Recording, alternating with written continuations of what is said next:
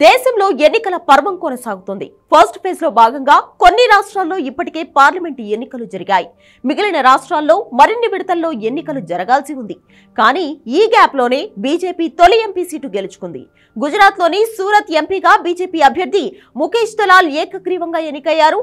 ఈ విషయాన్ని election commission అధికారికంగా ప్రకటించింది. ముఖేష్ కు పోటీగా కాంగ్రెస్ నుంచి పోటీ చేసిన ఇద్దరు అభ్యర్థుల నామినేషన్ తిరస్కరణకు గురి కావడంతో ముఖేష్ ను ఎంపీగా ప్రకటిస్తూ ఈసీ లెటర్ రిలీజ్ చేసింది. ఎన్నికల్లో పోటీ చేసే అభ్యర్థిని తమ నియోజకవర్గం నుంచి ముగ్గురు వ్యక్తులు బలపర్చాల్సి ఉంటుంది. ఎంపీ ఎన్నికల్లో అయినా పార్లమెంటు ఎన్నికల్లో అయినా ఇది కామన్. అభ్యర్థిని బలపరిచిన వ్యక్తులు కూడా తమ అఫిడవిట్లు ఈసీకి సబ్మిట్ చేయాలి. వాళ్ళ డాక్యుమెంట్స్ పై కూడా ఈసీ స్క్రూటినీ చేస్తుంది. ఆ అఫిడవిట్ లో తప్పులు ఉన్నా కూడా పూర్తి నామినేషన్ ను తిరస్కరిస్తారు. ఇప్పుడు సూరత్ విషయంలో కూడా అదే జరిగింది. ముఖేష్ కు పోటీగా కాంగ్రెస్ నుంచి ఇద్దరు వ్యక్తులు నామినేషన్ వేశారు. వీళ్ళిద్దరు బలపరిచిన అభ్యర్థుల సంతకాలు సరిగ్గా లేవని, అవి ఫోర్జరీ సంతకాలని ఈసీకి ఫిర్యాదు అందింది. దీంతో విచారణ జరిపిన ఈసీ అది నిజమని తేలడంతో వాళ్ళిద్దరి నామినేషన్ ను తిరస్కరించింది.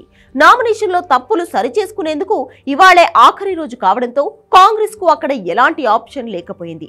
దానికి తోడు ఇండిపెండెంట్ గా నామినేషన్ వేసిన అభ్యర్థులు కూడా విత్డ్రా చేసుకోవడంతో ముఖేష్ ను ఎంపీగా ప్రకటించారు ఈసీ అధికారులు.